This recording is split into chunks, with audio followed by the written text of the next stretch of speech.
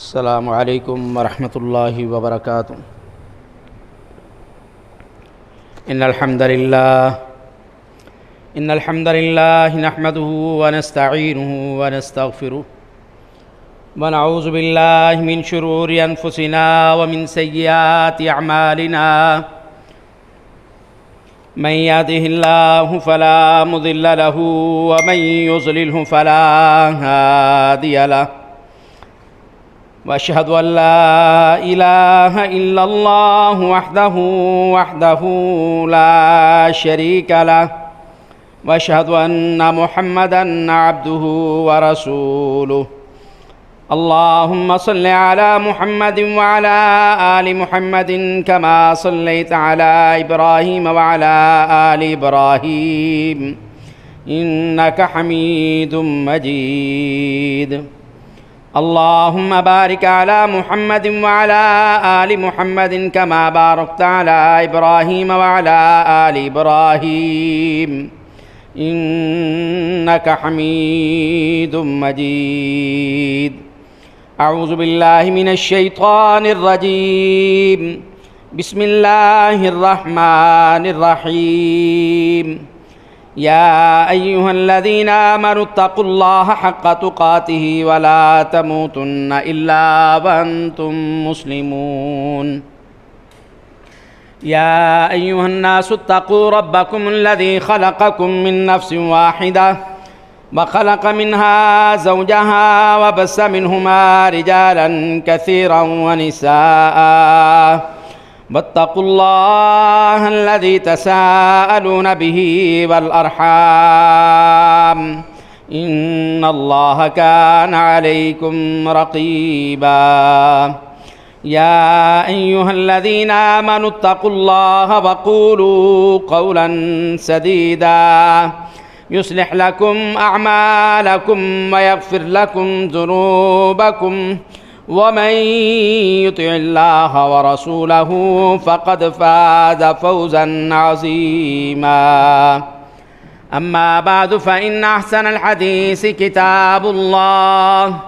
وخير الهدي هدي محمد صلى الله عليه وسلم وشر الأمور محدثاتها وكل محدثة بدعة وكل بدعة ضلالة الضلالة في النار قال الله تبارك وتعالى فإن آمنوا بمثل ما آمنتم به فقد اهتدوا وإن تولوا فإنما هم في شقاق قال النبي صلى الله عليه وسلم ما ضرب ابن عفان ما عمل بعد اليوم يرددها مرارا أو كما قال رسول الله صلى الله عليه وسلم۔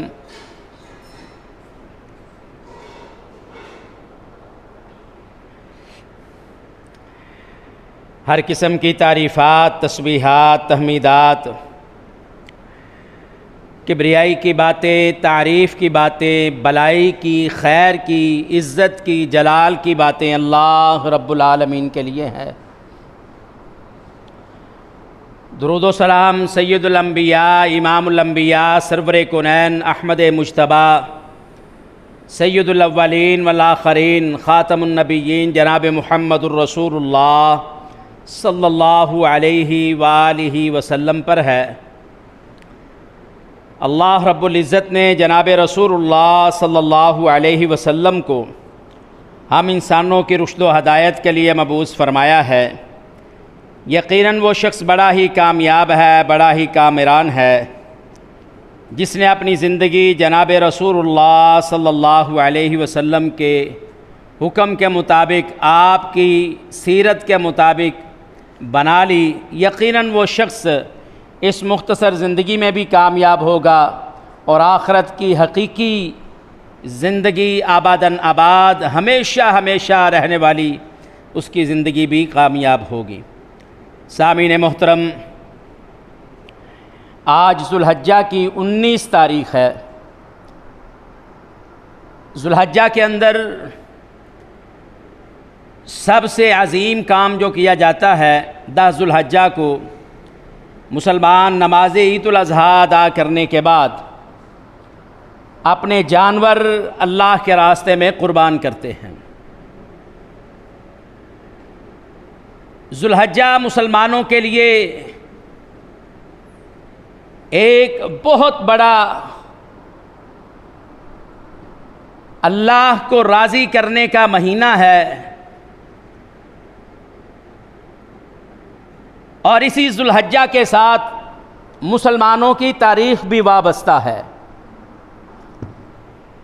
اگر تاریخ کو دیکھا جائے تو ذوالحجہ کی 19 تاریخ کو جناب سیدنا خلیفہ سوم حضرت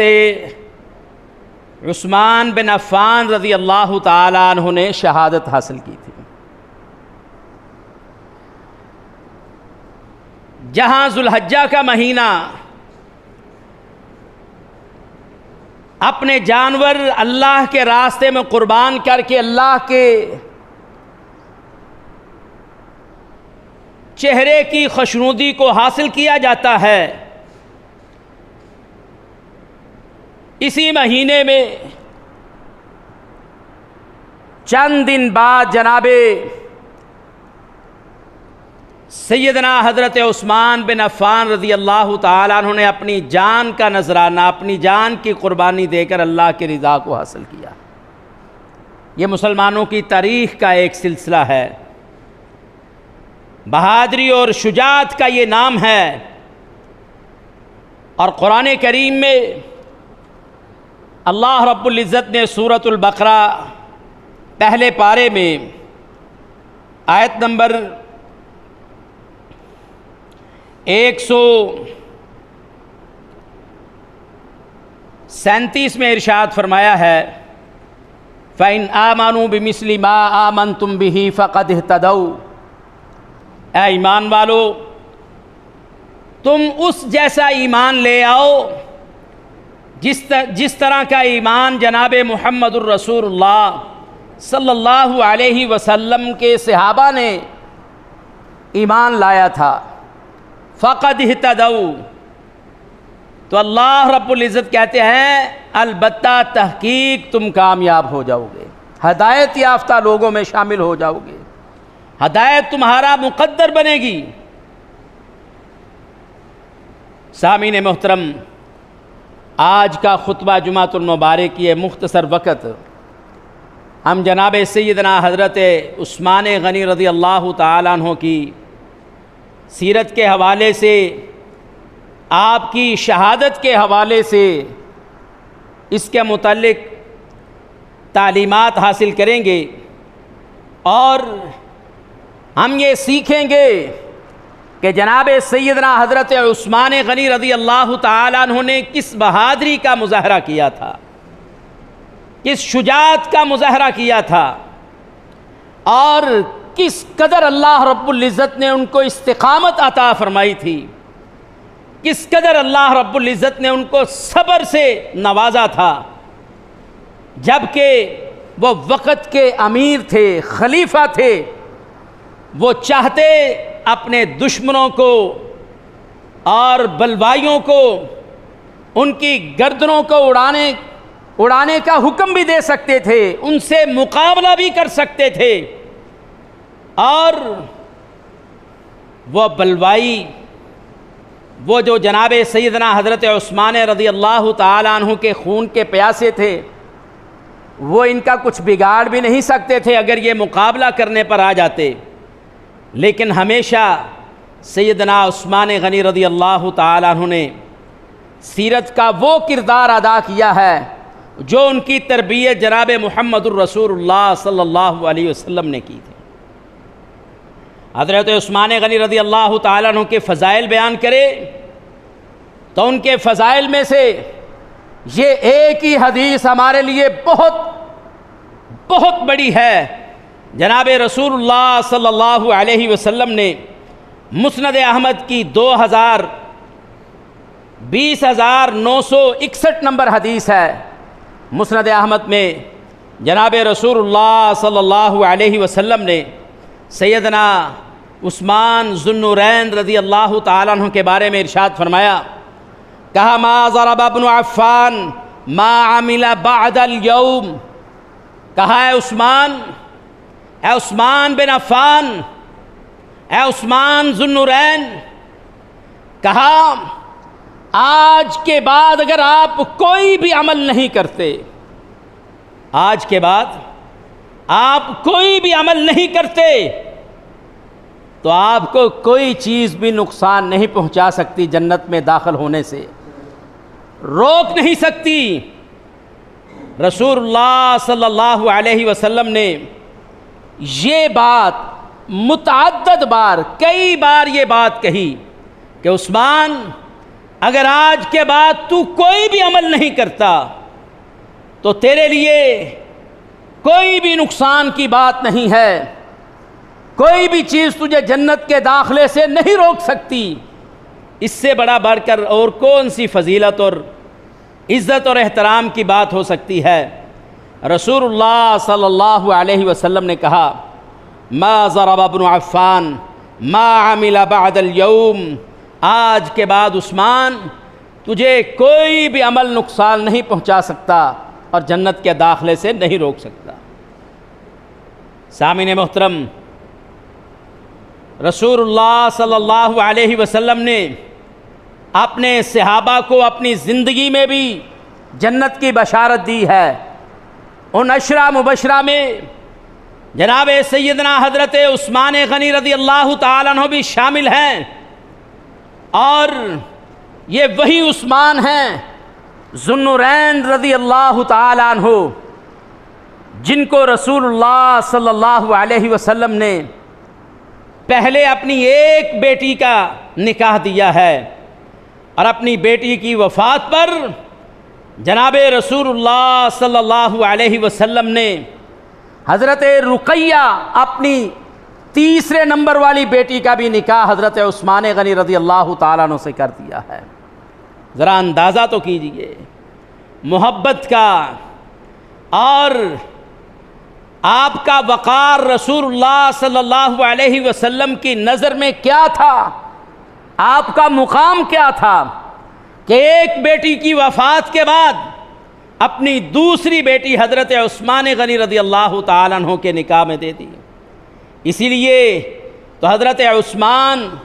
ذو النورین کے نام سے یاد کیا جاتا ہے کہ رسول اللہ صلی اللہ علیہ وسلم کی دو بیٹیاں آپ کے نکاح میں آئی تھیں۔ حضرت عثمان رضی اللہ تعالیٰ عنہ کو 38 ہجری میں جمعے کے دن 19 ذو الحجہ 18 ذو الحجہ، آج 19 ذو الحجہ ہے 1442 کا، تو 38 ہجری 18 ذو الحجہ جمعے کے دن تھا۔ اس دن بلوائیوں نے جناب سیدنا حضرت عثمان غنی رضی اللہ تعالیٰ عنہ کو نیزے کا وار کر کے آپ کی پشت پر اور پھر آپ کے بازو پر، آپ کے بازو کو، ہاتھ کو کاٹ کر جناب عثمان غنی رضی اللہ تعالیٰ عنہ اس وقت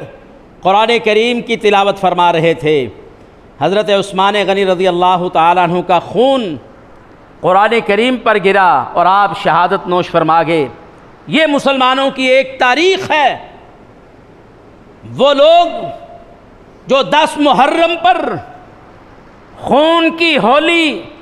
بہانے کا تذکرہ کرتے ہیں اور کربلا کے اندر پانی کے بند ہو جانے کا تذکرہ کرتے ہیں، ان کے لیے گزارش ہے 10 محرم بعد میں آتا ہے اور 18 ذی الحجہ یہ اس سے پہلے آتا ہے۔ آپ سیدنا حضرت عثمان غنی رضی اللہ تعالیٰ عنہ کی مظلومیت کا تذکرہ کیوں نہیں کرتے؟ آپ سیدنا عثمان غنی رضی اللہ تعالیٰ عنہ کا جو 40 دن پانی بند کیا گیا اس کا تذکرہ کیوں نہیں کرتے؟ حضرت عثمان غنی رضی اللہ تعالیٰ عنہ کا جو کھانا اور خوراک بند کی گئی تھی اس کا تذکرہ کیوں نہیں کرتے؟ وہ حضرت عثمان غنی رضی اللہ تعالیٰ عنہ کے لیے جو پانی لے کر آئے تھے اور ان کو راستے میں جو روکا گیا اور ان پر حملہ کیا گیا،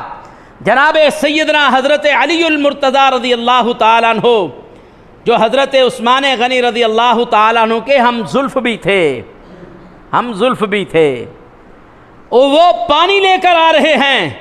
مشکیزہ ان کے ہاتھ میں ہیں۔ ارے ظالمو، تم نے تو حضرت علی رضی اللہ تعالیٰ عنہ کو بھی مشکیزے کا پانی والا مشکیزہ لے کر حضرت عثمان غنی رضی اللہ تعالیٰ عنہ تک نہیں پہنچنے دیا۔ کس منہ سے تم 10 محرم کو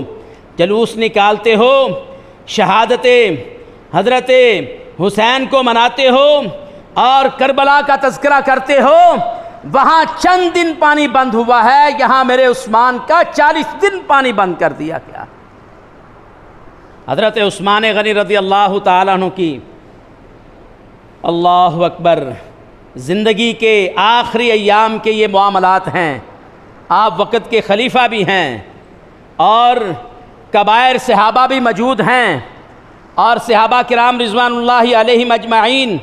اس بات کا تذکرہ بھی کرتے ہیں، اے عثمان اگر آپ ہمیں اجازت دیتے ہیں تو آپ دیکھیں گے کس انداز سے ہم آپ کے دشمنوں کو، ان بلوائیوں کو جنہوں نے آپ کا محاصرہ کیا ہوا ہے، ہم کس طرح ان کو تہ و تیغ کرتے ہیں، کس طرح ان کے پشتے اڑاتے ہیں، گردنوں کو اڑاتے ہیں۔ لیکن عثمان غنی رضی اللہ تعالیٰ عنہ، مظلوم عثمان غنی رضی اللہ تعالیٰ عنہ ایک ہی بات کہتے ہیں اے میرے صحابہ، آپ کی بات درست ہے، بدلہ بھی لے سکتے ہیں، مقابلہ بھی کر سکتے ہیں، اور ان سب کو قید کر کے سخت سے سخت بھی سزا دی جا سکتی ہے، لیکن میں عثمان یہ نہیں چاہتا کہ میں مدینہ الرسول میں صلی اللہ علیہ وسلم، رسول اللہ صلی اللہ علیہ وسلم کے شہر میں خون کی ہولی کھیلوں، ان گلیوں اور بازاروں میں، اس مسجد میں، ان گھروں میں، ان بازاروں میں خون بہے جس میں میرے محمد رسول اللہ، محمد کریم علیہ السلام چلتے رہے ہیں، پھرتے رہے ہیں، جن گھروں میں بیٹھے رہے ہیں، جس مسجد میں نمازیں پڑھاتے رہے ہیں۔ میں عثمان یہ پسند نہیں کرتا کہ ان ظالموں و نافرمانوں کا خون اس جگہ پر گرے، میں تو مدینہ الرسول کو خون سے بھی پاک رکھنا چاہتا ہوں۔ یہ جناب سیدنا حضرت عثمان غنی رضی اللہ تعالیٰ عنہ کے احساسات ہیں، آپ کے جذبات ہیں۔ جی ہاں، یہ حضرت عثمان غنی رضی اللہ تعالیٰ عنہ ہیں، وہ جو رسول اللہ صلی اللہ علیہ وسلم کے 2 دفعہ داماد بنتے ہیں۔ میں انہی عثمان رضی اللہ تعالیٰ عنہ کی بات کر رہا ہوں، وہ جو حضرت ابو بکر اور حضرت عمر رضی اللہ تعالیٰ عنہما کے خلیفہ بنے تھے، خلیفہ سوم تھے۔ میں سیدنا حضرت عثمان رضی اللہ تعالیٰ عنہ کی بات کر رہا ہوں، وہ جو حضرت علی رضی اللہ تعالیٰ عنہ کی شادی کی سارے اخراجات برداشت کرتے ہیں۔ حضرت علی رضی اللہ تعالیٰ عنہ کو بھی شادی ہوئی، اور آپ کے نکاح میں رسول اللہ صلی اللہ علیہ وسلم کی لخت جگر، اللہ اکبر، جنت کی خواتین کی سردارہ سیدہ فاطمہ بنت محمد صلی اللہ علیہ وسلم، جب ان کی شادی ہوئی، حضرت علی رضی اللہ تعالیٰ عنہ جو خلیفہ بنے، جو اس وقت دولہا بنے، خلیفہ چہارم، داماد رسول اللہ صلی اللہ علیہ وسلم، ان کی شادی کا بھی سارا خرچہ جناب عثمان غنی رضی اللہ تعالیٰ عنہ نے برداشت کیا ہے۔ آپ نے اپنی خوشی سے اس خوشی کے موقع پر وہ خرچہ کیا ہے۔ جناب حضرت عثمان رضی اللہ تعالیٰ عنہ کی کس کس انداز سے شان بیان کی جائے، ان کی شان بیان کی جائے یا ان کا مظلومانہ زندگی اور آخری وقت بیان کیا جائے، دونوں شکلوں میں مسلمانوں کے لیے پیغام ہے۔ محبت کا پیغام بھی ہے، صبر اور استقامت کا پیغام بھی ہے، شجاعت اور بہادری کا پیغام بھی ہے، اور اپنے مال کو اللہ کے راستے میں خرچ کرنے کا بھی پیغام ہے۔ حضرت عثمان غنی رضی اللہ تعالیٰ عنہ پر کھانا بند کر دیا گیا۔ جانتے ہو حضرت عثمان غنی رضی اللہ تعالیٰ عنہ کون ہیں؟ وہ عثمان ہیں جو اونٹوں کو غلے کے مال سے لدے ہوئے اونٹوں سمیت اس مال کو اللہ کے راستے میں صدقہ کرنے والے تھے، قربان کرنے والے تھے، مسلمانوں کے لیے اپنے مال کو پیش کرنے والے تھے۔ آج ان کا کھانا بھی بند کر دیا گیا ہے۔ جانتے ہیں حضرت عثمان غنی رضی اللہ تعالیٰ عنہ کون ہیں؟ یہ داماد رسول صلی اللہ علیہ وسلم، جنہوں نے مسلمانوں کے لیے میٹھے پانی والا کنواں خرید کر وقف کیا تھا۔ ان کا 40 دن تک پانی بند کر دیا گیا۔ ان کی شان بیان کی جائے یا ان کی مظلومیت کا تذکرہ کیا جائے، ہر صورت میں ہمارے لیے پیغام ہے۔ ارے صحابہ کرام رضوان اللہ علیہم اجمعین پر طعن و تشنیع کرنے والوں، یاد رکھو تم ساری زندگی بھی طعن و تشنیع کرتے رہو، میرے نبی کے صحابہ پر تبرہ کرتے رہو، اور تم اس ایک دن کی جرت اور بہادری کا بھی تم ایک مظاہرہ بھی نہیں کر سکتے کہ جب وقت کا خلیفہ بھی حضرت عثمان رضی اللہ تعالیٰ عنہ ہیں، اور لڑنے والے جانثار صحابہ بھی بے شمار ہیں، اور وہ بار بار کہہ بھی رہے ہیں کہ ہم ان بلوائیوں کو، ان ظالموں کو ان کے کیفر کردار تک پہنچا دیتے ہیں۔ لیکن قربان جائے میرے عثمان ذو النورین رضی اللہ تعالیٰ عنہ ایک ہی بات کہتے ہیں اے میرے صحابہ، میں تو نبی صلی اللہ علیہ وسلم کے شہر میں خون بہانا بھی پسند نہیں کرتا۔ حضرت عثمان رضی اللہ تعالیٰ عنہ کا حیا کا تذکرہ کیا جائے، آپ کی شرم کا تذکرہ کیا جائے، آپ کا رسول اللہ صلی اللہ علیہ وسلم کے ساتھ محبت کا تذکرہ کیا جائے، آپ کی قربانیوں کا تذکرہ کیا جائے، جس پہلو سے بھی حضرت عثمان غنی رضی اللہ تعالیٰ عنہ کی سیرت کو پڑھا جائے، ورق گردانی کی جائے، اس کا تذکرہ کیا جائے، اس جیسا نبی صلی اللہ علیہ وسلم کی امت میں اس سیرت جیسا اور کوئی نظر ہی نہیں آتا۔ اللہ اکبر، ظلم کے پہاڑ توڑے گئے۔ ذرا اندازہ تو کیجئے، نبی علیہ السلام کے یہ صحابی حضرت عثمانی رضی اللہ تعالیٰ عنہ جب یہ پیاس سے اور بھوک سے نڈھال ہوتے ہیں تو حضرت عثمان غنی رضی اللہ تعالیٰ عنہ کے لیے جو مشکیزہ پانی کا بھر کر لانے والے ہیں وہ حضرت سیدنا علی المرتضیٰ رضی اللہ تعالیٰ عنہ ہیں۔ ان کو راستے میں روکا جاتا ہے، ان پر بھی حملہ کیا جاتا ہے۔ وہیں سے حضرت علی رضی اللہ تعالیٰ عنہ آواز دیتے ہیں، کہتے ہیں امیر المؤمنین، یاد رکھنا میں آپ کے لیے پانی لے کر آیا ہوں، کل قیامت کے دن اللہ کے دربار میں میرے حق میں گواہی ضرور دے دینا کہ علی آپ کے لیے پانی لے کر آئے ہیں۔ اللہ اکبر، یہ حضرت عثمان رضی اللہ تعالیٰ عنہ کے ساتھ حضرت علی کی محبت کا تذکرہ ہے، اور نہ جانے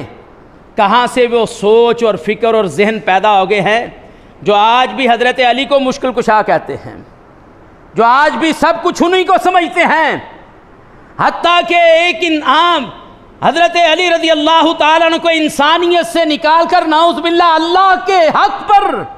اور اللہ کے برابر لا کر کھڑا کر دیتے ہیں۔ ان لوگوں کو اللہ سے ڈر جانا چاہیے۔ یہاں حضرت علی رضی اللہ تعالیٰ عنہ پانی بھی نہیں، مشکیزہ بھی نہیں پہنچا سکے حضرت عثمان غنی رضی اللہ تعالیٰ عنہ تک، اور یہاں آج ان کو مشکل کشا کہا جا رہا ہے۔ تو سامعین محترم، حضرت عثمان غنی رضی اللہ تعالیٰ عنہ کی جو میں نے خطبہ مسنونہ میں حدیث بیان کی ہے مسند احمد کی 20,961 نمبر، وہی کافی ہے۔ اگر کسی شخص نے حضرت عثمان غنی رضی اللہ تعالیٰ عنہ کے مقام کو سمجھنا ہے، آپ کی فضیلت کا تذکرہ کرنا ہے، تو اس کے لیے یہی کافی ہے۔ ما ضرب ابن عفان رضی اللہ تعالیٰ عنہ، حضرت محمد الرسول اللہ صلی اللہ علیہ وسلم نے اپنی زندگی مبارک میں ارشاد فرمایا، کہا کوئی بھی چیز آج کے بعد عثمان بن عفان رضی اللہ تعالیٰ عنہ کو کوئی بھی عمل نقصان نہیں پہنچا سکتا، کوئی بھی عمل ان کو جنت میں داخل ہونے سے نہیں روک سکتا۔ اور یہ بات رسول اللہ صلی اللہ علیہ وسلم نے کوئی ایک بار نہیں، دو بار نہیں، تین بار نہیں،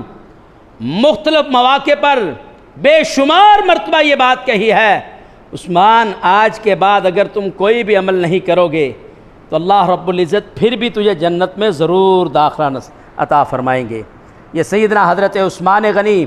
رضی اللہ تعالیٰ عنہ کے فضائل کی بات ہے، آپ کے مناقب کی بات ہے۔ وقت کے اختصار کے